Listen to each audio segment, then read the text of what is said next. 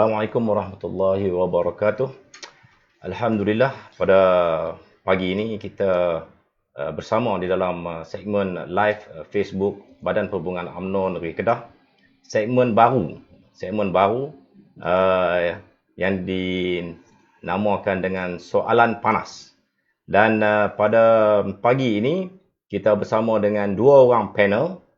Itu yang pertama di sebelah kanan saya adalah Datuk Hasmoni, Esko Pergerakan Pemuda UMNO Malaysia, yang mendapat undi nombor 1 semasa pemilihan hari itu. Okey. Dan juga merupakan Ketua Pergerakan Pemuda UMNO bahagian Kubang Pasu. Ya. Dan di sebelah kiri saya adalah Puan Noraini Yusof, ataupun lebih kita panggil Noni. Ya. Beliau adalah Ketua Pergerakan Puteri UMNO Kulim Bandar Baru, dan juga seorang profesional, iaitu seorang jurutera di Kelang mana? Di Semiconductor Semiconductor. Okey. Jadi pada segmen kita pada pagi ini, kita akan berbicara mengenai beberapa topik yang berkaitan dengan politik, situasi politik yang ada sekarang. Dalam masa 40 minit kita akan berbincang, dan soalan-soalan yang kita akan bagikan itu akan dijawab oleh kedua-dua panel kita pada pagi ini. Jadi kita terus kepada Datuk Hasmoni. Ya, Cik Nizam. Ya, Datuk. Datuk okey, Datuk? Alhamdulillah, okey, Cik Nizam. Alhamdulillah. Okey. Bagaimana dengan situasi politik negara sekarang? Saya mula... Pada pandangan perspektif Datuk. Cik Nizam, saya mula dulu dengan intro sikit. Okey. Bismillahirrahmanirrahim. Alhamdulillahirabbil wa bihi nasta'in. Terima kasih kepada Cik Nizam, Noni juga. Cik Nizam ni dah jemput saya beberapa kali sebelum ni. Dan hari ni Tuhan menemukan kita lah. Ya, daripada jemputan sebelum-sebelum ni tak dapat saya penuhi, dan hari ni Alhamdulillah. Daripada hari Khamis lepas ditunda sampai ke hari Ahad hari ni lah. Berkaitan dengan soalan Cik Nizam tadi ni, soalan tu agak panas. Ya. Cik Nizam, dalam situasi hari ni keadaan hak politik di negara kita, Ya. agak hot, agak panas, di mana Pakatan Harapan di Blok Pembangkang sentiasa memainkan persepsi yang tidak baik dan menimbulkan rasa ketidakstabilan hak politik kepada negara dan juga rakyat di dalam negara ni. Di mana kita dengar pada sebelum ni, Cik Nizam, ada jumlah cukup bilang 129, dan yang terbaru juga kita dengar juga pengurusi Pakatan Harapan hari ini menyatakan dia ada jumlah 117 jumlah kerusi. Hari ini rakyat di bawah memikirkan bagaimana untuk kita menghadapi pandemik COVID-19. Itu yang paling penting kepada kita. Kita di pihak kerajaan hari ini sentiasa memainkan peranan untuk menangani masalah COVID ini. Dan di pihak Pakatan Harapan sentiasa membuatkan rakyat sentiasa rasa keliru, di mana pada peringkat awal yang lalu di dalam sidang Parlimen yang baru-baru ini dibuka, pengurusi Pakatan Harapan yang lepas mengusulkan undi tidak percaya kepada Yang Amat Berhormat Perdana Menteri Malaysia. Ya. Yang terbaru. Yang terbaru. Ya. Kita pun rasa dalam keadaan kita sedang mengalami pandemik yang terbesar pada abad ini, dan kita rasa tak sesuai perkara tu berlaku. Kita sedar, yang keduanya kita sedar penubuhan wujudnya Kerajaan Perikatan Nasional ni di dalam satu keadaan yang tidak popular, di mana Perdana Menteri yang lepas meletak jawatan, dan kita di pihak Kerajaan Perikatan Nasional ini bersama-sama dengan pakatan-pakatan yang lain, kita sepakat bersetuju di mana 22 bulan kerajaan yang lama mentadbir Pakatan Harapan, rakyat merasa gundah gulana, rakyat di bawah kalau diikutkan pemimpin yang mempunyai pangkat dan jawatan, mereka ni merasakan cukup selesa sebab mereka dapat mentadbir negara dengan baik. Tetapi bukan, rakyat rasa cukup gundah gelana, tepuk dada, tanyalah selera, betul ke tidak? Betul. 22 bulan setiap pagi kita bangun, kita duk fikirlah apa nak jadi ni dekat anak cucu kita. Tanyalah betul ke tidak? 22 bulan ni sebelum ni, dan kita hari ini Rasa Alhamdulillah, di mana Dia lebih tenang. lebih tenang. Tan Sri Muhyiddin Yassin dengan trend yang baru mentadbir dan rakyat rasa cukup selesa dengan Perdana Menteri hari ini. Baik, okey. Itu situasi politik yang kita lihat pada sekarang ni lah. Sekarang ini. Dengan pandemik wabak COVID-19, kemudian dengan kekeliruan politik yang dicipta oleh Pakatan Harapan sebagai pembangkang sekarang ini. Namun begitu, kita juga perlu melihat bahawa penubuhan Perikatan Nasional ini adalah disebabkan oleh tumbangnya Kerajaan Pakatan Harapan. Setuju. Okey, setuju. Dan adakah Datuk setuju kalau saya katakan Perikatan Nasional sekarang ini wujud dia, nadi dia adalah di bawah Muafakat Nasional, iaitu antara UMNO dan PAS. Sebab itulah komponen yang paling besar sekali dalam Perikatan Nasional. Macam mana ulasan daripada Datuk? To be honest, saya memang amat bersetuju. Kita bersetuju yang jelas Muafakat Nasional terbentuk dengan ikatan persefahaman di antara dua parti terbesar negara, iaitu UMNO dan PAS.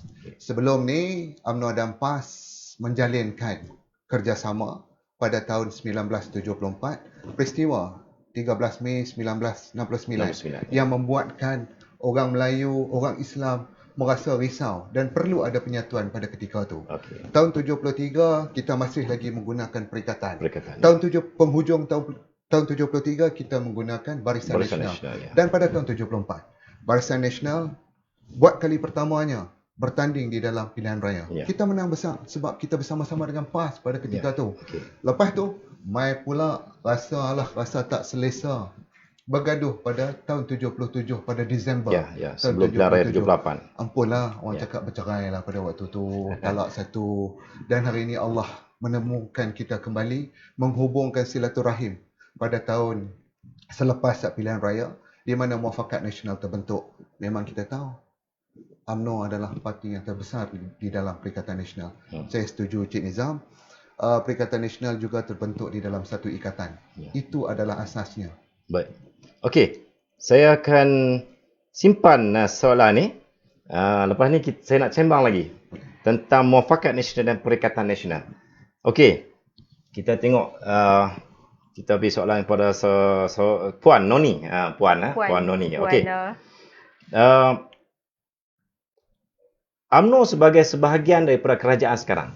Sebagai sebahagian, kita bukan satu bukan satu kuasa yang mutlak. Okey.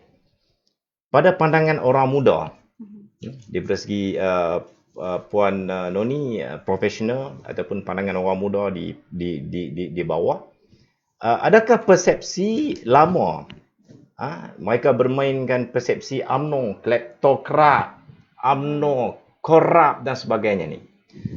Selepas 22 bulan dan selepas Perikatan Nasional ini terbentuk, apakah pandangan orang muda ini masih ada lagi terhadap UMNO itu? Saya mulakan dengan introduction dulu. Silakan. Assalamualaikum warahmatullahi wabarakatuh.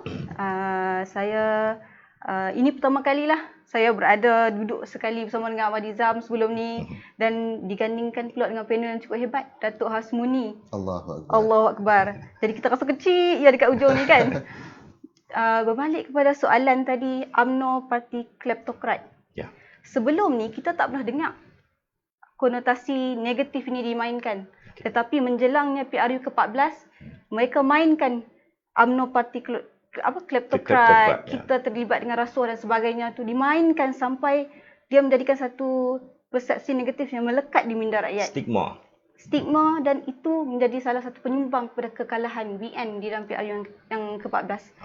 Jadi apabila kita menyertai Perikatan Nasional, kita of course membawa UMNO tetap sebagai entiti UMNO. Itu tidak berubah. Tetapi pandangan berbanding dengan sebelum PRU ke-14 dengan sekarang pasca 22 tahun PH memerintah, kita boleh lihat perubahan terutamanya di media sosial. Di media sosial kita boleh lihat pandangan anak muda telah mula berubah dan saya berpegang kepada, kalau kita lihat selepas PRU ke-14, pendakwaan terpilih diadakan kepada pemimpin-pemimpin UMNO. Dan walaupun setelah 22 bulan tidak ada satu pun pendakwaan berjaya dilakukan. Bukti tak ada. Bukti tidak ada dan masih lagi di dalam mahkamah. Jadi saya berpegang kepada prinsip you are innocent until proven guilty.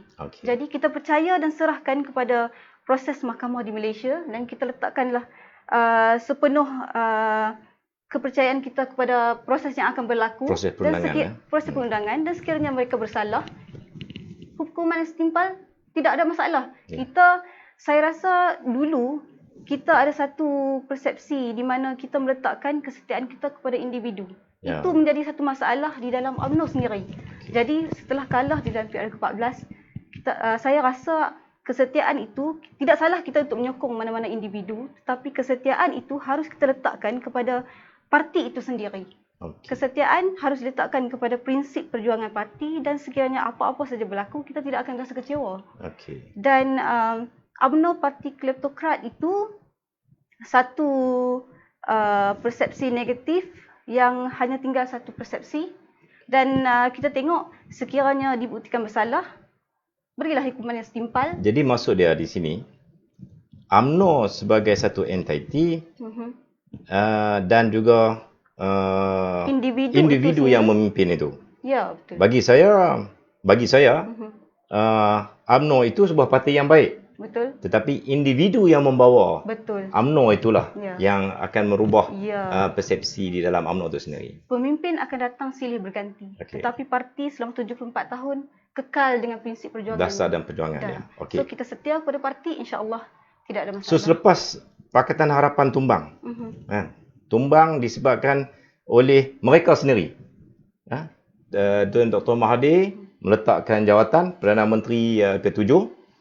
Kemudian parti PBBM keluar daripada Pakatan Harapan, menyebabkan tidak cukup kerusi majoriti dan hilang keyakinan. Selepas tumbang, apa orang muda nampak? Depa seronok ke depa macam mana? Persepsi mereka. Persepsi orang muda. Saya mewakili orang muda. Ya, orang muda lah. Dah muda lagi kan? Muda lagi, insya-Allah. Insya-Allah muda lagi. Okey, baik. Okey. Kita lihat bagaimana pergolakan politik yang berlaku dalam negara kita cukup dahsyat. Di mana Perdana Menteri ke-7 Tuan Dr. Mahathir meletakkan jawatan pada 24 Februari pada waktu itu. Dan selepas peletakan jawatan Tuan Mahathir, kita tak boleh duduk senang. Hari-hari kita berfikir apalah yang akan terjadi. Adakah kita akan mengadakan pilihan raya dengan segera, dengan masa yang sama kita menghadapi pandemik COVID-19. Jadi saya boleh lihat, satu yang saya boleh pujilah Pakatan Harapan apabila mereka membentuk manifesto, janji-janji manifesto mereka. Saya boleh lihat mereka meletakkan orang muda ni di hadapan. Kita boleh lihat janji-janji manifesto di mana isu-isu yang begitu dekat dengan orang muda. Iaitu PTPTN, tol. Kita lihat golongan muda adalah golongan yang paling terkesan dengan kos-kos sara hidup ini. Dan apabila mereka mendraftkan manifesto itu, mereka meletakkan orang muda sebagai sasaran. Jadi dengan mudahnya kita lihat kebangkitan orang muda berlaku ketika PRU ke-14.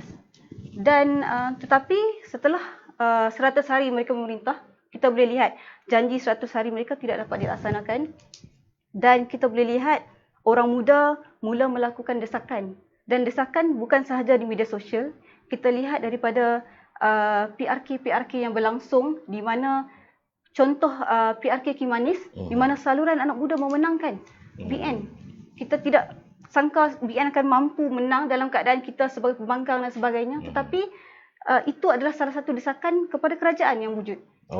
Jadi bila Perikatan Nasional ini dibentuk pada 29 Februari di mana Tan Sri Muhyiddin Yassin dilantik menjadi Perdana Menteri, kita lihat orang muda sekarang, kita lihat kalau di media sosial memang positif, reaksi positif. Kita lihat posting terkini pemimpin tertinggi di Pakatan Harapan, kita boleh tengoklah apa perbezaan komen-komennya. Kita boleh 80% semuanya negatif.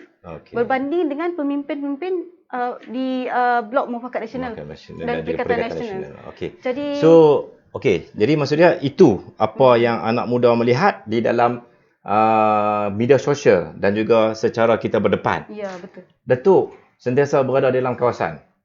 Apa pandangan masyarakat di bawah apabila Pakatan Harapan tumbang?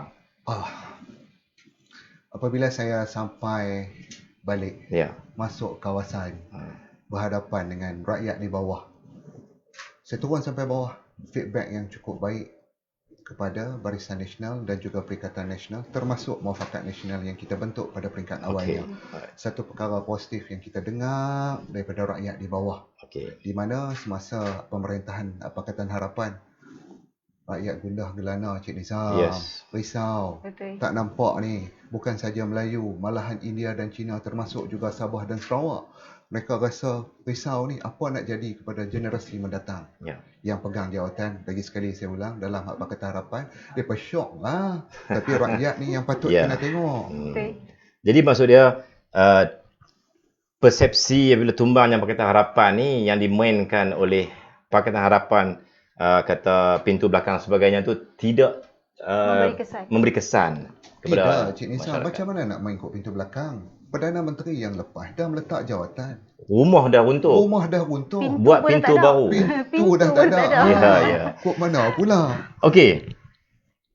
Perikatan Nasional. UMNO sebagai blok majoriti yang menyumbang kerusi terbanyak dalam Perikatan Nasional. Okey, itu kita semua tahu kan. Tetapi dipertikai oleh komponen lain, PBBM ada mempertikai kan mengenai pembahagian kerusi ataupun pembahagian jawatan di dalam JLC dan juga di dalam kabinet dan sebagainya ni. Kan? Jadi kita nak bergabung, kita duduk dalam satu komponen gabungan lah, Perikatan Nasional ni. Kita paling besar. Kita masuk ke sana. Okey. Tetapi sekarang ini ada pertikaian. PBBM pun kata pasal apa UMNO lebih. UMNO pun kata pasal apa kami kurang. Paling kurang, kami paling besar. Okey. Jadi apa ulasan Datuk? UMNO adalah penyumbang terbesar di dalam pembentukan Perikatan Nasional. Exactly. Itu yang paling tepat. Itu kita tak boleh nafikan. Okay. Itu yang paling tepat. Okay. Tetapi dengan jawatan di dalam kabinet dan juga GLC, saya berpandangan cukup memadai dan cukup berhikmah apa yang diberikan oleh Yang Amat Berhormat Perdana Menteri kepada Parti UMNO. Kita tak minta lebih-lebih. Kita melihat perkara yang berlaku di belakang. Kita memikirkan tentang masalah rakyat yang perlu kita utarakan kepada kerajaan. Kita bangkit kembali untuk kita bersama-sama dengan kerajaan untuk melihat rakyat. Kalau kita tengok hari ini, tak ada pun desakan daripada yang berbahagia, yang berhormat Presiden parti kita. Dia tidak mempunyai sebarang jawatan, tak dilantik dan dia berbesar hati. Presiden very cool. Very cool. Dia cool. Dia tak ada, dah tak lantik dia. Yang mana yang duduk di dalam JLC, dalam kabinet hari ini cukup bersyukur sebelum ni. Dan mereka di dalam kepala mereka saya tengok tak lain tak bukan hanya untuk membantu rakyat. Bukan sangat nak memikirkan tentang jawatan. Memang kita dengar sebelum-sebelum ni adalah rasa uncomfortable, tak selesa sikit tentang jawatan yang diberikan pada peringkat awal. Tapi apabila kita memikirkan apa yang dah terjadi kepada kita, dugaan sebelum ni, jadi kita bangkit kembali untuk rakyat. Selama 22 bulan tu, patutnya kita insaf dan jawatan itu bukanlah satu bukan satu objektif. Yang penting adalah rakyat. Okey, ini pandangan daripada orang muda. Very good. So, di Kedah pula. Kedah ni kita ada 2 kerusi adun saja. Kita kalah teruklah di Kedah ni. Itu kita kena terima. Okey, kita kena terima. Adakah berbaloi dengan satu jawatan Exco yang dipersandang oleh Yang Berhormat Datuk Suraya?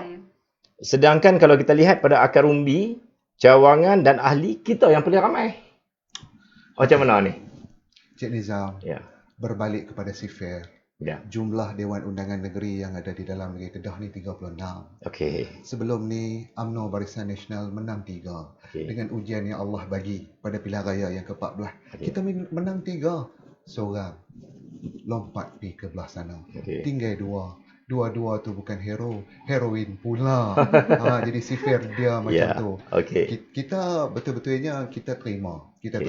Dan saya setuju tentang grassroots. Kita mempunyai jentera misionari yang kukuh. Kita ada 2,000 lebih cawangan. Ya. Dan saya rasa rata-rata di peringkat bahagian di dalam negeri Kedah kecuali Baling lah yang mempunyai hak cawangan lebih daripada 200. Ramai banyak. Rata-rata average yang saya rasa, yang saya boleh katakan average setiap parlimen dan bahagian. Setiap bahagian mempunyai 150 cawangan yang ada, berbeza dengan parti-parti lain yang bersama-sama dengan kita di dalam Muafakat Nasional ataupun dalam Perikatan Nasional. Itulah Cik Nizam. Kalau di Kubang Pasu, adakah akar umbi dapat menerima perkara ini? Maksud dia, okey, tak apalah, kita terimalah, kita exco satu saja. Ataupun kita punya jawatan sikit sebab kita kalah. Dan macam mana? Adakah mereka menerima? Cik Nizam, kita ada 2. Itu yang jelas. Maksudnya kita kena rasional. Rasional hari ini kita bukan macam dulu dah. Pemimpin kalau dulu ni yang berhormat ni yang berhormat. Tetapi hari ini anak muda melihat yang berhormat ni yang berkhidmat. Yang bekerja. Hari ini kalau dulu yang berhormat pergi ke kampung-kampung. Zaman dulu lah. Hidang dengan sekok lembu dan kambing macam-macam. Hari ini orang tak nak. Hari ini orang nak yang berhormat tu yang berkhidmat. Pantas untuk menyelesaikan masalah. Apa yang boleh mereka berikan kepada rakyat. Itu yang paling penting. Itu yang penting. Okey. Jadi maksudnya orang UMNO sendiri, kepimpinan UMNO sendiri perlu faham bahawa kita berada pada keadaan begitu. Sifirnya begitu. Baik. Saudara Noni, PRU 15 nanti. Saya ingat dalam setahun ataupun 2 tahun. Paling lewat 2023. 2023. Paling lewat lah. Habis. Adakah anak muda akan menyokong Muafakat Nasional atau Perikatan Nasional? Soalan cukup panas. Soalan cukup panas. Okey. Muafakat Nasional atau Perikatan Nasional? Saya menyentuh kembali statement yang dikeluarkan oleh Timbalan Presiden UMNO iaitu Tok Mat. Kita lihat, kita kena faham bahawa Muafakat Nasional dan Perikatan Nasional ini adalah 2 benda yang berbeza. Yang pertama sekali, Muafakat Nasional kita bentuk bersama PAS.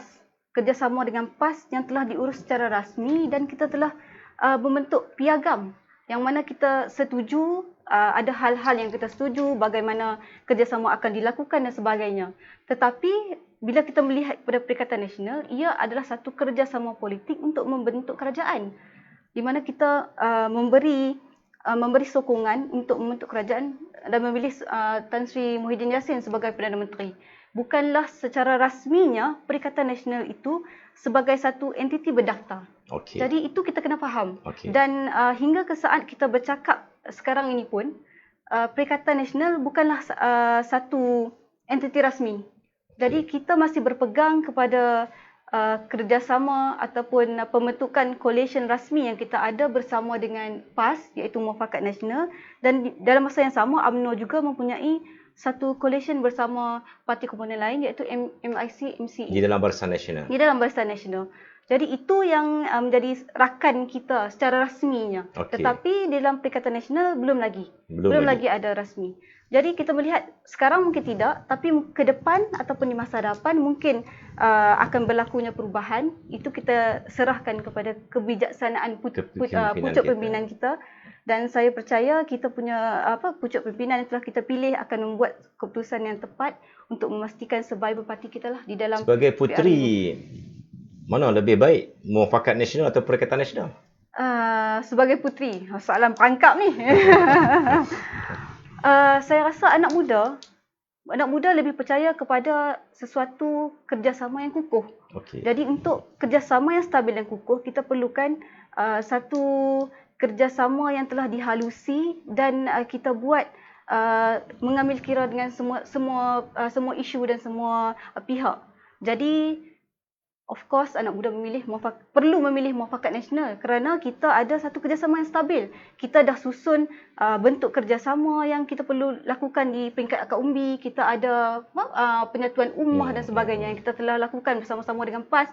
Dan kalau dulu kita lihat 60 tahun lebih kita berseteru dalam bidang politik, dan kita hari ini dengan PAS kita boleh duduk sekali. Dan itu bukannya hasil sehari. Itu kerjasama yang kita buat berbulan-bulan, di mana kita buat pelbagai program untuk menyatukan antara ahli PAS dan ahli UMNO. Jadi orang muda suka kepada kestabilan. Jadi proses itu berjalan. Proses Muafakat Nasional itu berjalan. Ya, betul. Cuma proses Perikatan Nasional ini secara ad hoc. Sebab kita nak menyelamatkan kerajaan. Ya, betul. Jadi dia ditubuhkan Perikatan Nasional. Ya. Tetapi kalau sekiranya Perikatan Nasional ini, proses itu berjalan. Ada ad hoc tu, dia jadi satu proses bagaimana Muafakat Nasional. Adakah kita boleh menerima Perikatan Nasional kembali? Sebagai satu entiti baru dalam wadah perjuangan politik Malaysia ini. Di dalam politik keadaan sentiasa berubah-ubah. Okey. Di mana kita lihat musuh semalam mungkin hari ni menjadi kawan, Yes. dan kawan hari ni kemudiannya mungkin menjadi musuh kita. Dan Itu ayat yang paling baik sekali.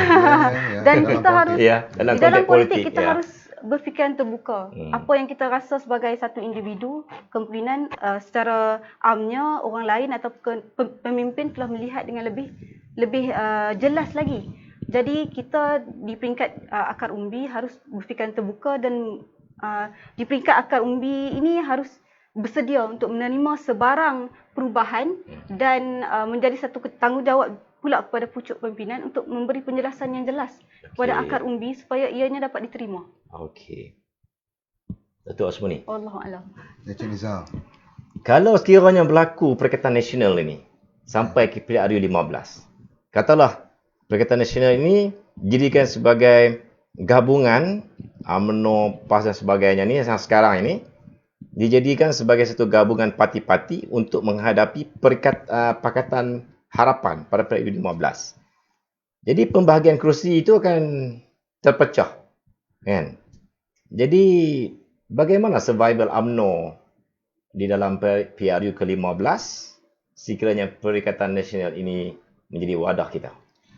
Encik Nizam, Perikatan Nasional ni adalah gabungan di antara parti UMNO, PAS dan juga Parti Pribumi. Ya, GPS sekali di Sabah, Sarawak. GPS ya, di Sabah dan Sarawak.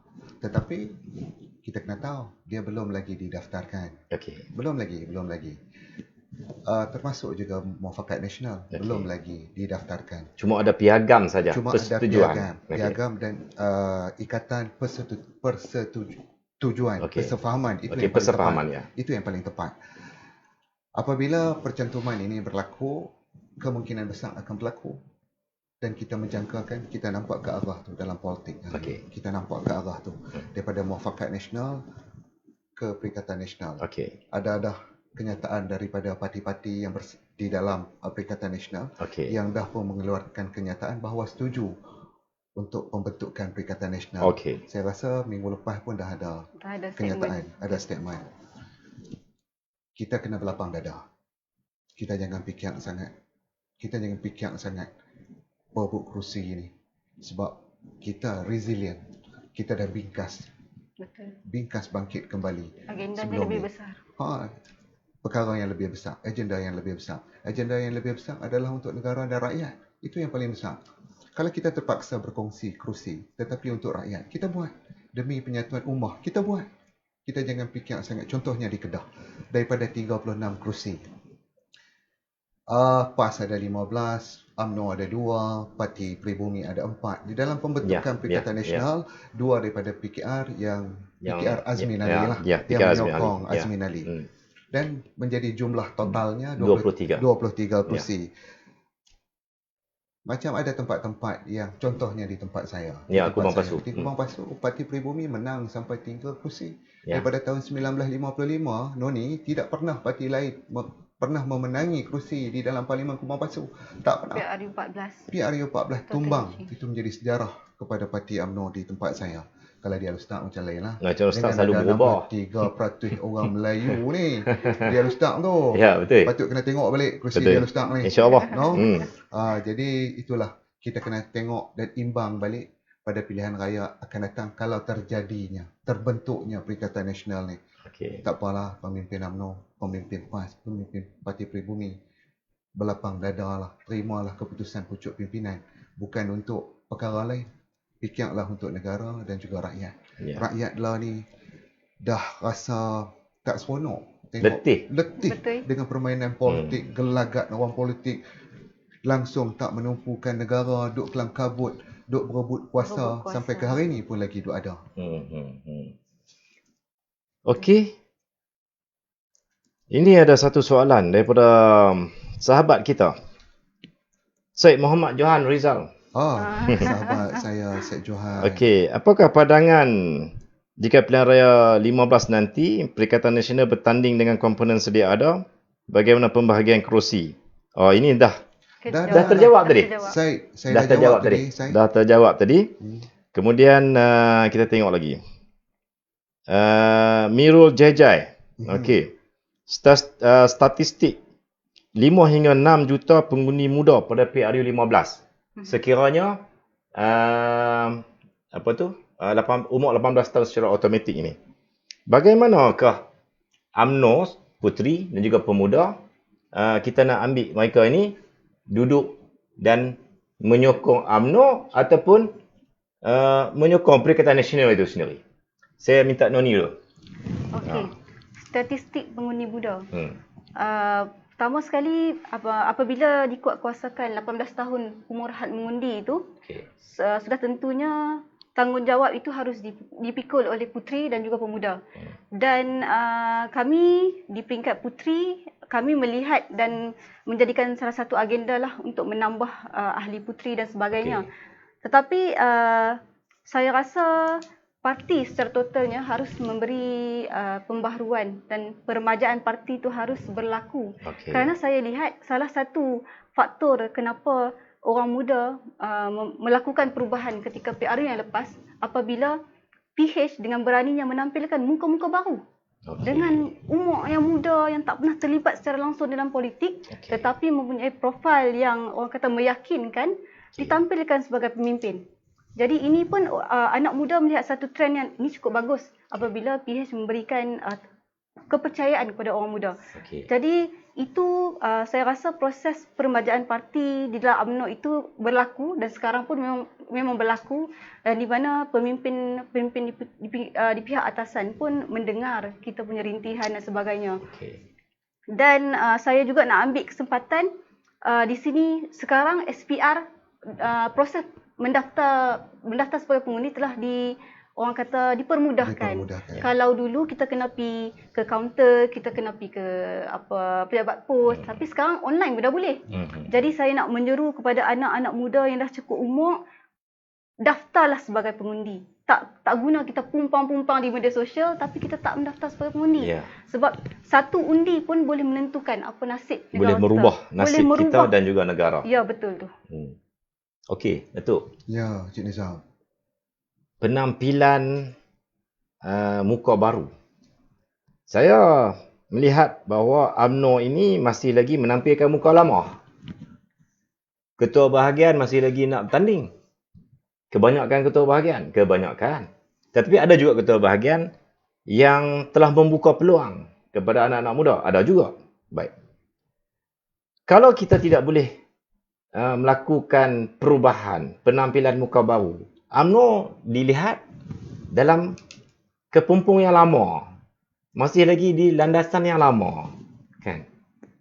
Dan bagaimana harus kepimpinan UMNO itu sendiri membuka minda mereka untuk memberi peluang kepada penampilan muka-muka baru yang mempunyai profil yang terbaik. Kalau kita bagi kat orang muda tapi profil dia pun tak elok pun, tak boleh juga. Tapi yang mempunyai profil yang baik untuk menarik pengaruh orang muda terhadap UMNO.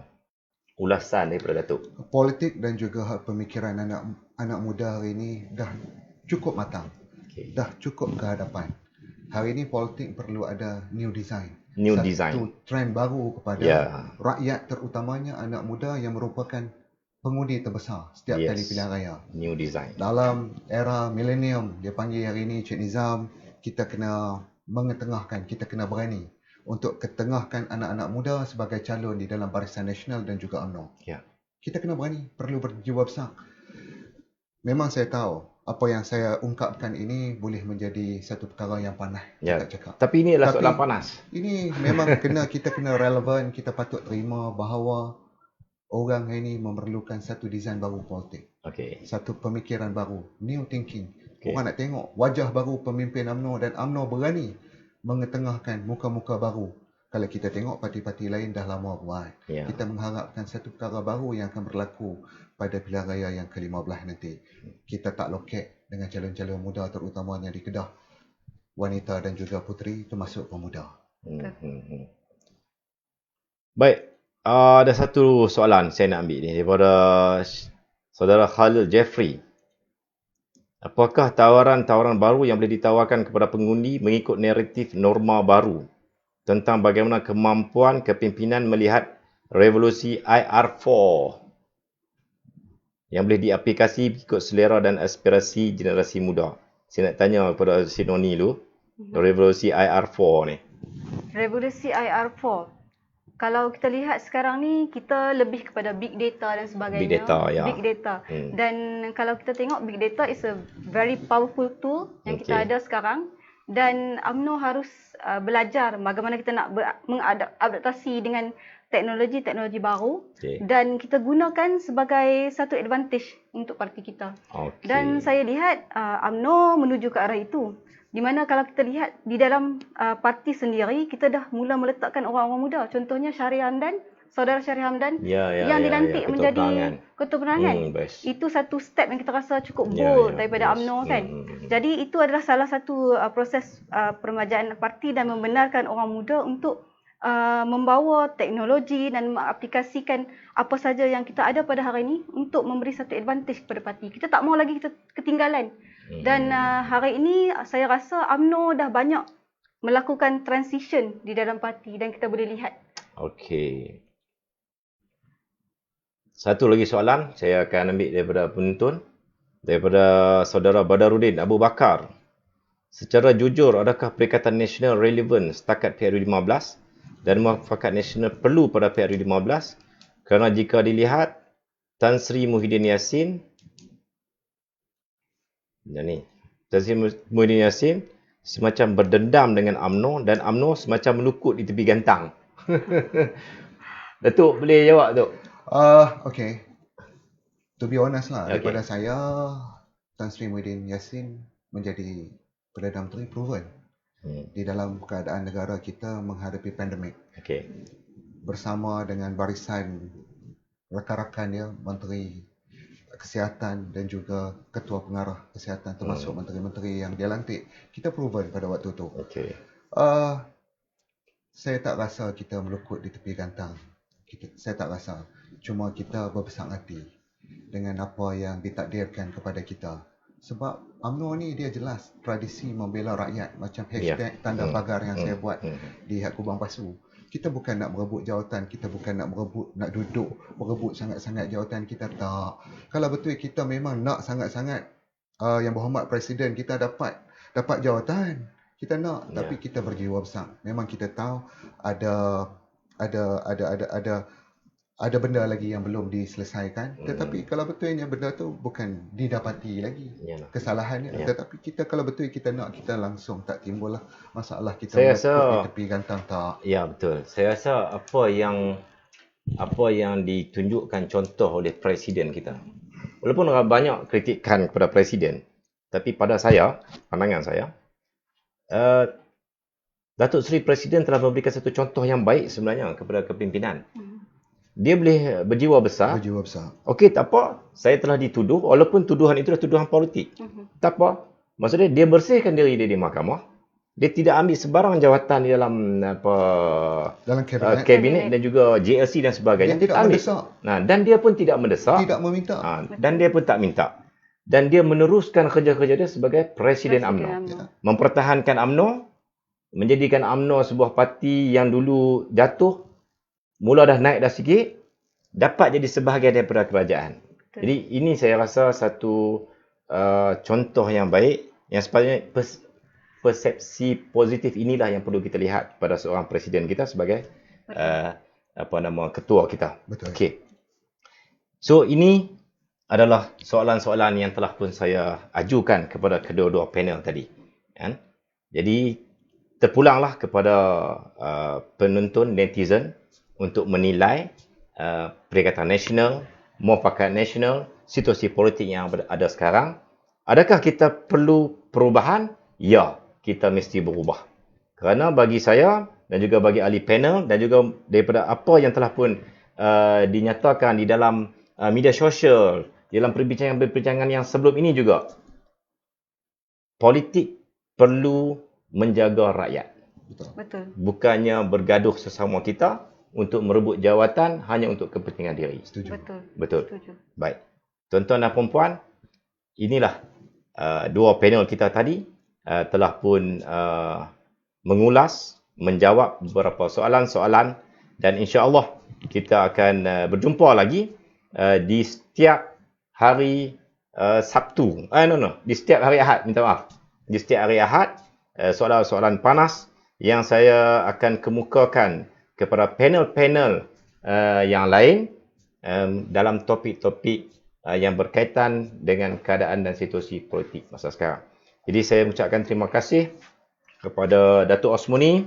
Terima kasih banyak-banyak. Kita akan panggil lagi lepas ni. InsyaAllah. Kepada Puan Noni, dia adalah Ketua Puteri UMNO Kulim Bandar Baru. Dan terima kasih dan teruskan bersama Badan Perhubungan UMNO Negeri Kedah.